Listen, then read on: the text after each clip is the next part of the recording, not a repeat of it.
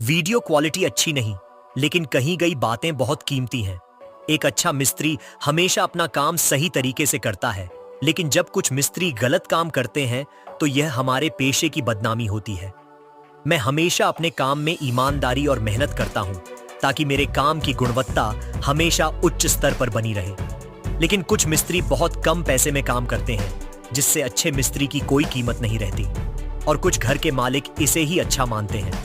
सोचते हैं कि कम पैसे में मेरा अच्छा काम हो गया। अगर आपको मेरी बात सही लगती है तो एक लाइक और कमेंट जरूर चाहिए।